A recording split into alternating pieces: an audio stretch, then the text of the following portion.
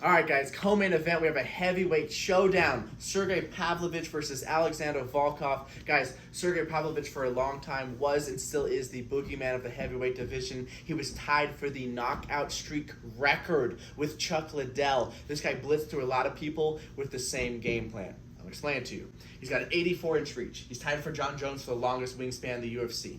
What he does is pressures you with a high guard and looks to get his jab going. He's very good at having an extremely powerful jab and splitting. So you jab with him, he splits and jabs you. He's rocked and hurt people consistently with his jab.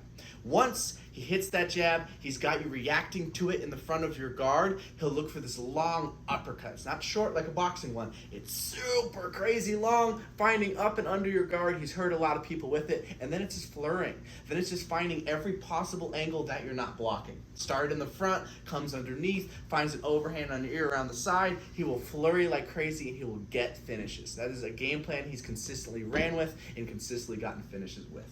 What do you think about his opponent, Volkov, Ryan? Volkov, for his end, likes to do his step-up kicks, left inside low kicks, left body kicks, push kicks.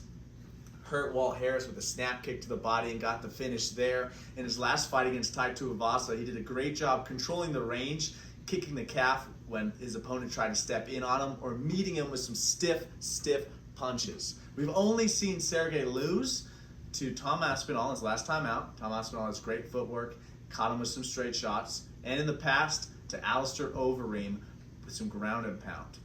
Volkov does have good straights. It might end up being some of Volkov's straights against some of Pavlovich's big hooks and uppercuts and flurries.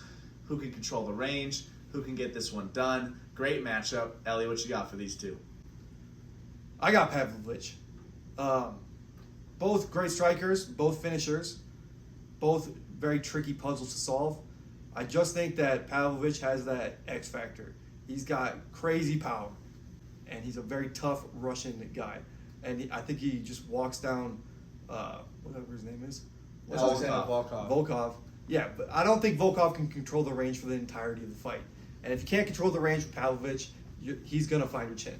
If he can get lower than you, he's got a big reach, and he's just a tank. So Volkov being 6'9", I think actually can play against him, against a fighter like this. Yeah, I think unless your name is Tom Aspinall or John Jones, I think Pavlovich is going to probably knock you out. I was about to say, Tom Aspinall has much better footwork than Volkov to control the range. He was dancing around Sergei a little bit and found his way in with the straights against the hooks and beat those loopy punches with the straight shots. I don't think Volkov has that same speed. He could obviously get this one done, but I think Pavlovich gets in his face enough and has that incredible reach to hurt him. Maybe an overhand right against the taller fighter. Maybe a cross counter coming over the top of that jab with the right hand. Sergei's going to get this one done by knockout. I'm going to go first round. First round. Okay.